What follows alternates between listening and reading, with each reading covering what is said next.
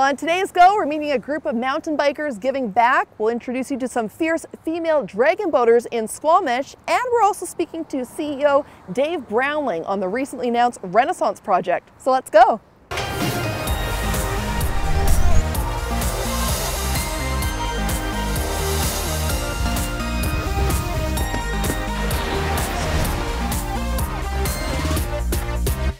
I'm here with Dave Brownlie, who's the CEO of Whistler Blackcomb. Dave, to start, I noticed online that you referred to the Renaissance project as transforming play as kind of the catchphrase. So what do you mean by that exactly? Well, it's like, taking some core activities that we have here and really broadening them and broadening the base of activities for all sorts of people to come and enjoy what we have here at Whistler Blackcomb. It's a catchphrase in Whistler, play, right? Get outside and play. No, absolutely. Get people up in the mountains, enjoying the outdoors, and then ultimately, hopefully, becoming mountain enthusiasts in the future. For sure. So let's talk about some of those attractions people can look forward to. If this project is approved, we should mention it's still in the planning phase. Well, certainly we're going to start off with the fun stuff, and the fun stuff is about the play. And so a bunch of weather-independent year-round attractions, starting with an indoor water facility with slides, a surf wave, a wave pool, all sorts of great things for all sorts, certainly focused on the families. But in addition to that, there'll be some outdoor activities, a mountain coaster, a ropes course, we'll have an air park, and a number of ATVs and mini snowmobiles for the kids. We'll bring back night skiing here on the Magic Gondola. Nice. And so lots of great activities for people on a year-round basis. And what led to this? It seemed like, at least for me, this was kind of a random announcement. It was in April. It hit obviously the news headlines all around the province. But what led to this decision in 2016? Well, we've been, we've been looking at things like this for a long time. When we're always looking at the future, and if you're not moving forward, then you're probably falling behind. And so we're looking at, how do we take our resort to the next level? And it's really about, stabilizing our business on a year-round basis by broadening our marketplace, so people from all walks of life and ability can come here, and ultimately give another layer of an amenities and attractions for people to book their vacation at Whistler. So we think it's a great thing. We think it'll be very additive to the resort. It leverages the phenomenal infrastructure we have here, all the lodging facilities that we have, the village that we have, and everything else that's great about Whistler, just making it attractive to another group of people. I always joke the Lower Mainlanders, perhaps, such as myself, that maybe aren't as interested in the mountain biking, but this gets them up here. It's over $300 million, the project. I'm just curious, so how much is it also due to changing weather? That's kind of the big part. I've seen the articles. How much of a worry is that for ski resorts? Well, certainly we believe that climate change is real, and we've been actually looking at that for some time in terms of our overall capital plans. And if you look at what we've done on Whistler Blackcomb, the Symphony Amphitheater and the Symphony Express Chair is a great example. Developing terrain in the high alpine where there's great snow. The Peak to Peak was clearly one of those things where it's our ability to keep people up in the high alpine on at the beginning of the season, through the season, to the end of the season. So no matter if there's not the greatest snow at the lower half of the mountain, we can still offer a great product at the top. And then of course, it's just dramatically improved our summer experience. And added the world-class downhill mountain biking park, the #1 in the world, expanding our hiking terrain. So all those things are a way to expand our business, diversify the tourism business here, and I guess adapt to, I think, what we see coming forward. I would say, in addition to investments in snowmaking and those kinds of things as well, we certainly haven't by any means turned our back on the winter product, because that is what we're famous for, and we'll be skiing and snowboarding here for a long, long time. Yeah, just planning for the future, which you absolutely. guys are good at doing it here. Okay, more with Dave coming up. Also, we'll talk about the job growth that's going to come from the Renaissance project as well. But let's start our first story here. Down in Squamish, they're not exactly building a $300 million project, but they are making quite the name for themselves when it comes to dragon boating. Let's meet one passionate paddler. It's the time of week Hannah looks forward to most. To get away from my family and have some me time. There we go. A time where this mom can let go of her duties and just be. All right, I'll see you in a few hours. Bye-bye, Henry. As a single mother of 4, this Squamite doesn't get a whole lot of time for herself. While some may use today's window to go shopping or hang out at a coffee shop with friends, this lady? I'm heading to dragon boat practice. We practice 3 days a week on Sundays, Tuesdays, and Thursdays. 1, 2. Hannah's been a member of the Squamish Dragon Boat Association for over 6 years, the avid paddler first joining the club as a way to escape. I was feeling really depressed and I was going through a divorce myself. Having that hour of not thinking about what life is serving you at the time, it's helped me in so many ways. In any sport, each athlete's reason for joining is different, but here, those reasons don't matter. What does is that for 2 hours, 3 times a week, these 20 paddlers get to put down their pens, pacifiers, or any other everyday tools to focus on getting fit, and most importantly, having fun. I love being on the water. I love being with all these ladies. You come out here, you meet a group of friends, and everything's just about dragon boating. With muscles now warm and energy high, it's off to the boat. These women's feet may be light and carefree on land, but it's all business on board. It was nothing that I thought it would be like. It was amazing, it was hard, it was grueling, but it was awesome. We use our core and our backs to actually pull the paddle and pull it through. I am so much fitter than I used to be. In dragon boating, synchronization is everything. Every back bend, every arm stroke must be perfectly in sync in order to push the boat to its optimal speed. Judging by this team's accolades, they've more than got their groove down. In 2011, September, we paddled out in San Francisco and we nailed a silver medal. And then we took home a gold last year at Steveston out in Richmond. It just feels so full. We feel like all of your hard work and all of the days that we come out paddling in the rain and the wind and the craziness of our lives pays off. However, for these women, the best part of the sport is the instant bond that happens in this boat. People once strangers, suddenly a sisterhood. We're a family. That's what I love about it. Paddling with 20 other people, the friendship is everlasting. A couple of our teammates have gotten married. We've had 50th birthday parties and it's great. With half a dozen competitions in Vancouver and on the island this summer, these women's arms are bound to be a little sore come fall. But as Hannah can attest, with pain comes growth. It's helped me in so many ways of feeling more powerful inside and more confident. I go home after paddling or after a race and I'm rejuvenated. I feel fabulous. I feel like I can enter into my house and have a restart. Wanda! Wanda! Fight! Fight! Fight! Fight! Woo! The next dragon boat competition is the Vancouver Concord International. It's happening at Falls Creek in Vancouver on June 18th and 19th. But if you want to get out before then, just try paddling for yourself. There's plenty of opportunities in Squamish. The ladies meet every Tuesday and Thursday at 5:45 and also Sunday afternoons at 3:30. So I'll see you out there. All right, well, let's slow things down and switch to an entirely different activity, gardening. Here along the Sea to Sky, we love to garden, especially in Squamish and Pemberton. But if you're new to the activity, such as myself, digging into it can be a little intimidating. So to help you out, we reached out to a group of gardeners in Squamish to give you a step-by-step guide on how to get started, starting with soil testing. Hello everybody, welcome to Shah Gardening Tips Part 1.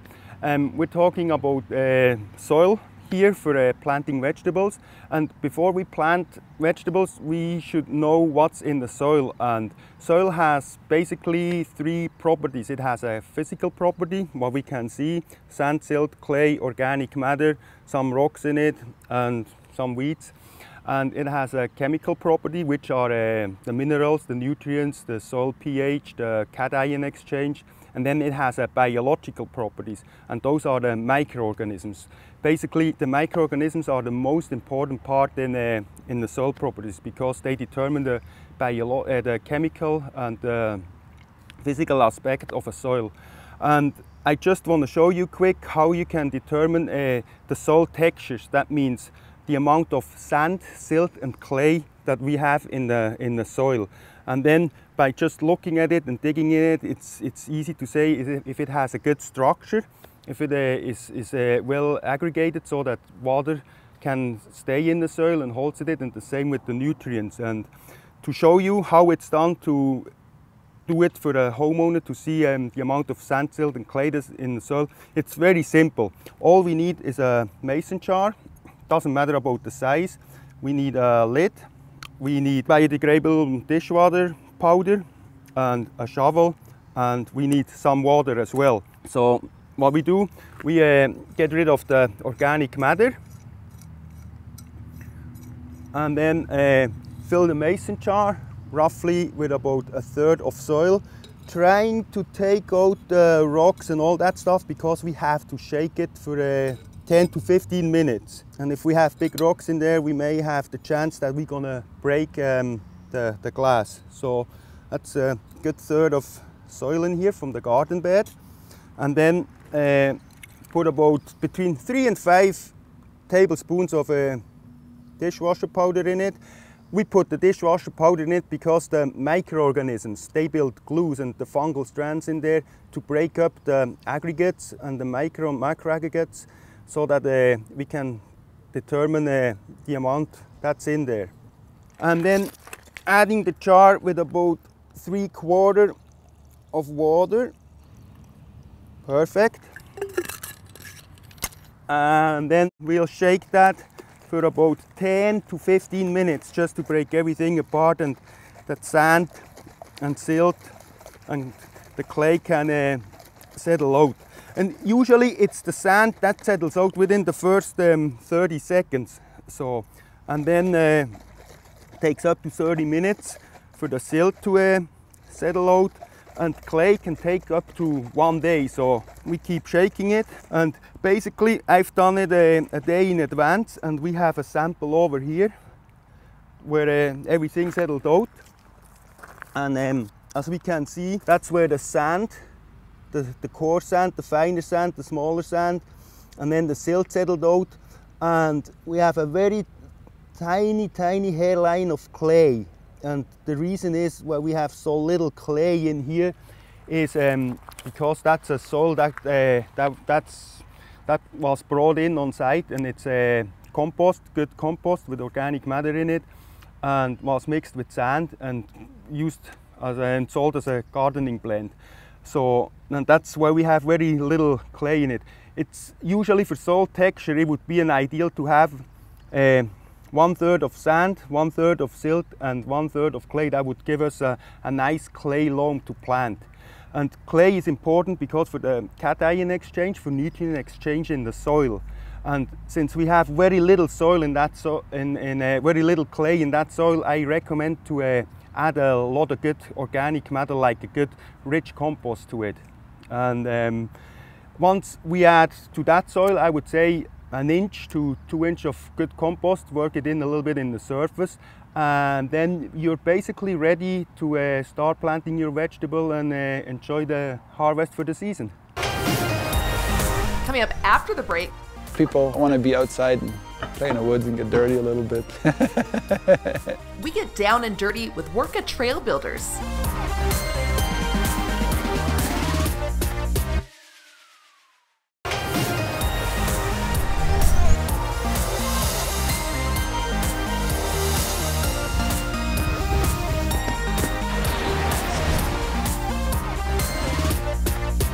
Welcome back from the break. Well, on today's Go, we're talking to Dave Brownlie about the Renaissance project that is proposed for here in Whistler. And if it were to happen, you said it'd take about 7 years or so. But let's talk about the other part of this, obviously, is the job growth. What do you project if this is approved? How much does it expand? Well, we actually had a company called InterVistas, a company that does this type of work to look at the understanding in terms of the number of job years, both direct and indirect, the tax impacts, and all the great things that you know, the governments want to hear about growing the economy. And over a 10-year period, it'd be about 12,000 man years, you know, of construction, of, you know, all types of work associated with it, you know, as well as the watershed and the activities of themselves. We're looking at approximately 150 to 200 jobs. Wow. Yeah. Now the big thing, obviously, how do you house all those people? I know housing could be a hot topic here in Whistler, but how are you going about that? Well, housing has always been a hot topic in Whistler, and it certainly goes in cycles. And we've been very fortunate. I mean, you know, us as a company, we've built the most employee housing by far in this community. Today, we still we have over 1,200 beds, you know, to really house all of our seasonal employees, which is a great thing. Regardless of the Renaissance or not, we as a community have have to continue to look at employee housing, and there's no question that we're going to do our part as we go forward. So there's no set plan right now, but like you said, you got a few years to plan. We have a number of options that we're looking at. Again, regardless of the Renaissance, I think as a community we have to look at that. I mean, as you look at just the cost of real estate itself, not only for our seasonal workforce but also our year-round workforce. I mean, it's something that as a community we really have to look at. Yeah. It's not just you, luckily, it's all the West Coast for housing. So. And let's talk about the other hot topic, though. Obviously, I've heard about traffic. Some people are worried about in Creekside and coming to the village. Sure.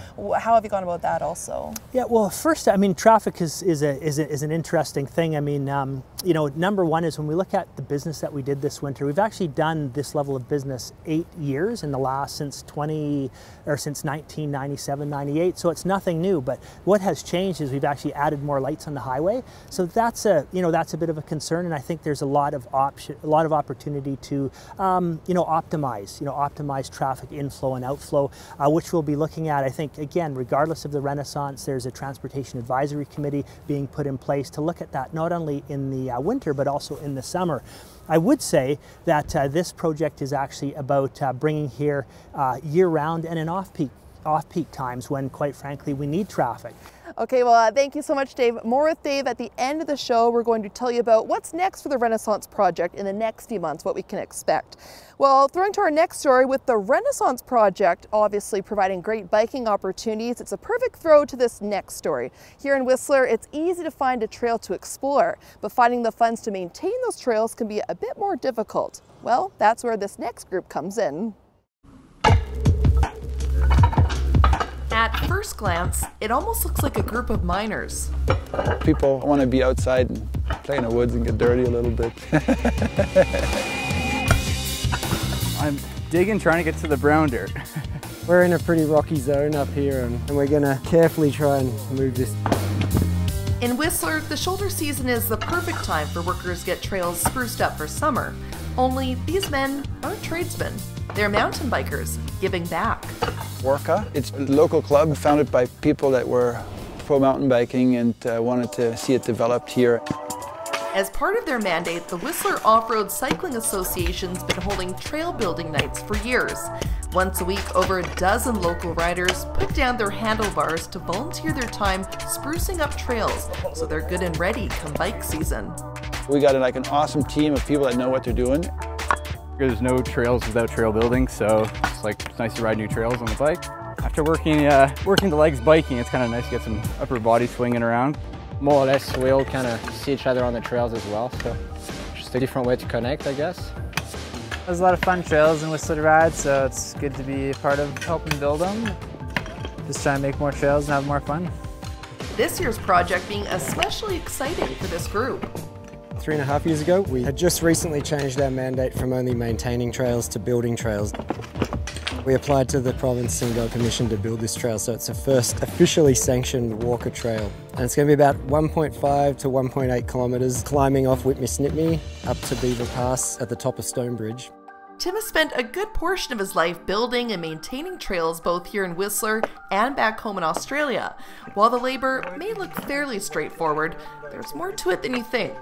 A big part of trail building is to be looking at where the line's going. We're trying to consider how fast you're going to be riding both directions and keeping it mellow and nice and pedally. Lots of rock moving. And that's a jigsaw puzzle. And looking for dirt. And the theory will be that we'll end up capping all of this with dirt. In the end, you may not even realise you're riding on rock here. This is the group's third and hopefully final year working on the Cut Above Trail. To this day, Worko relies on donations and volunteers to keep the non-profit society going. With over 30 people showing up a few weeks back, it's a further reminder of Whistler's tight-knit mountain biking community. When we get that many people out, it's amazing what we get done. What would take me just over a week, it's done in like a day. Speaking of being done, this crew may be a far cry from trades workers, but there are some things that are universal. What's been your favorite part so far? I'd say the end, when we all gather and have a nice fresh beer. Around here, it's the healthy living. No, it's really the beer.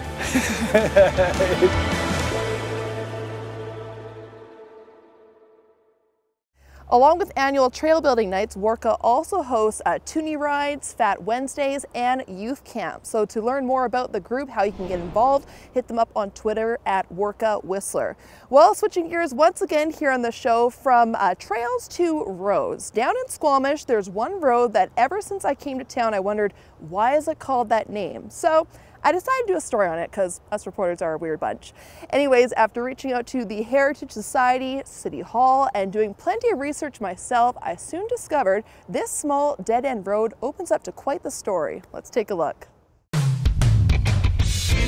It was Bob Marley who once said, "Life is one big road with lots of signs."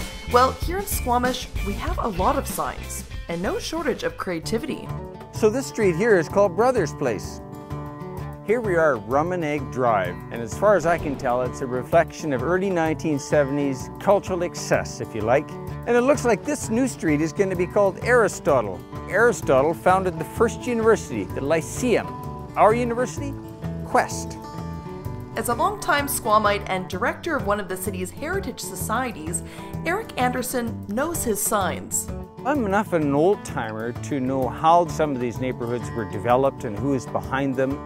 For him, the best part of these neighborhood crossings is the stories behind them. Street signs are a record of community history and who's been here. McGee Street is named after George McGee and his family. They were the first pioneer settlers that stuck around and did farming here. It's easy to say this hobby historian knows the city inside out, but turns out there's one sign that continues to stop him in his tracks. Well, this one stumps me.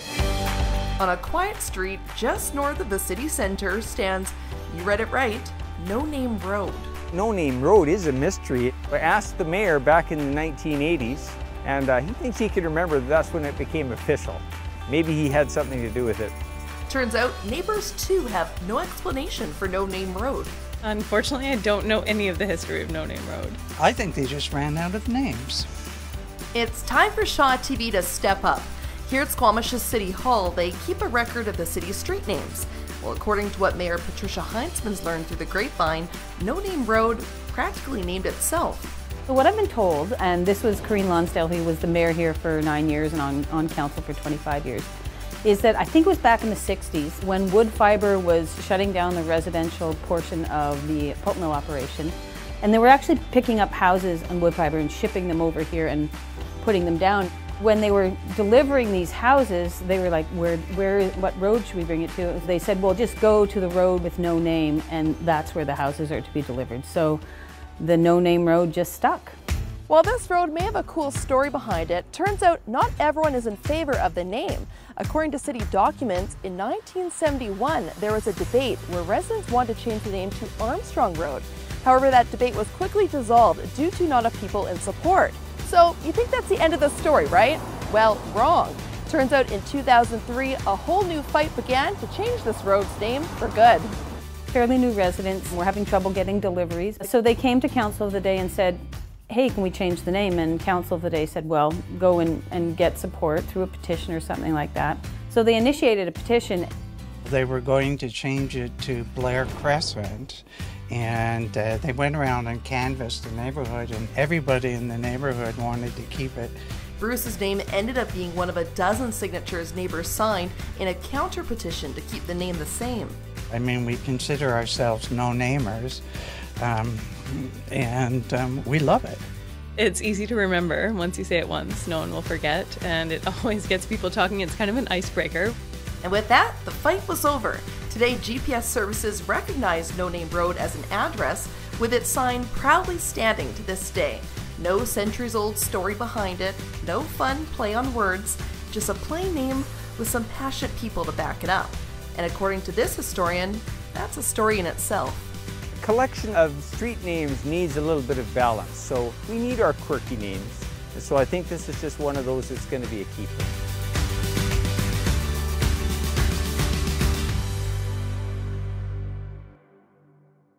I gotta say, I can sleep better at night, as sad as it is, knowing what the story is behind No Name Road. So great story, one of my favorites. Let us know if you've also discovered another interesting street name in Squamish, also Pemberton or Whistler. You can send it to us on Twitter and on Facebook, and the link is just on the bottom of the screen there. All right, well, for our last story here, we thought we'd show another gardening segment since they've gained quite a bit of feedback online. So if you're new to gardening, one of the great things you can try first is planting red runner beans. They taste amazing. I've tried it myself in salads, soups, you name it. And as we find out in the second segment, they're as easy to plant as they are tasty. Welcome to Shaw Gardening Tips Part 2. Now that it's almost summer, it's a great time to plant pole beans. These are scarlet runner beans. Beans are a great crop to start for beginners because they grow easily and they grow quickly and you can produce a lot of food. Once you have your soil ready, you plant the beans about 1 inch deep. Generally, a good rule of thumb is you want to plant them about double the depth of the seed. Put the bean in, cover it up with soil, and gently pat it down. So when your beans start growing, they're going to want to climb up something. And pole beans can grow quite tall, often over 6 feet tall. So they're going to need something to climb up and to support them. I like to use bean teepees. This one is made out of bamboo, but you can also use any kind of wood you have lying around. You could also use a fence or a garden trellis. So now that we have our beans planted, let's go plant some kale. Kale is a great plant because it's really easy to grow, and you can either grow it in the garden or in pots if you don't have much space. Kale is also really easy to plant. Really all you do is just sprinkle some kale seeds onto the soil. Here we've already planted some kale seeds a few weeks ago that are coming up here, and kale is also great for succession planting, meaning that you can grow a few plants one day and then wait a few weeks and plant a few more in a few weeks, and that you'll have a continuous crop of kale going on. So once you've sprinkled your seeds, you want to cover them with a tiny bit of soil. And how I do this is just by gently scrunching up the dirt over the seeds. So you mix it up a bit and then gently pat it down again. You can also plant kale in rows. Some people like their gardens to look a bit more tidy, or you can fill a whole small bed with it, or you can divide your garden into square foot plots and plant intensively in each plot. Once you've planted your seeds, you'll want to make sure they have lots of water. Give your seeds a good drink so that they can sprout. You want to make sure that the soil your seeds are planted in doesn't dry out, and a good way to test that is to stick your finger in the soil, and if it's still dry an inch or two down, definitely give it water, but if it's moist down there, you don't need to water it. So in a few weeks, you'll have some beautiful kale to put in your salad. Happy gardening! Really neat gardening tips there, and we're not done yet. On the next show, we'll have 2 new ones, including how to attract more bees to pollinate in your garden, so stay tuned to that as well. Well, we're not exactly gardening today, Dave, but it's been interesting nonetheless. Let's talk about, for the end here, obviously it was just announced last month, the Renaissance Project, but what's the next phase?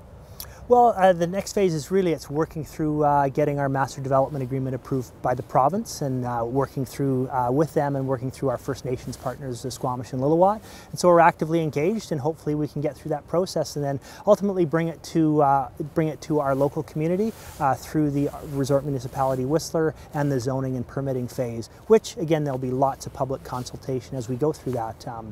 With our community. Okay, so it might be a year or two until we actually see if it were approved to break ground. Yeah, well, first of all, once we get approved with our master development agreement, there are some things that will start right away. Again, depending on the season, but lots of improvements like the expansion of the bike park down at Creekside. That's something we'd want to get to right away, and we've got lots of on-hill summer, improvements that we want to do for our summer product. As far as the watershed goes, once we get our zoning approved, it would probably be almost a 2-year construction process before we open it to the public. All right, that's what I'm looking forward to most, for sure. All right, thanks for joining me, Dave. Appreciate it. Well, that wraps up our show here today on Go. Thank you so much for joining us. And if you have a story idea, maybe another topic you'd like us to cover here in Whistler, you can reach out to us through email. The link is on the bottom of the screen. And you can also reach out to us on Twitter and on Facebook. Until next time, I'm Vanessa Ybarra.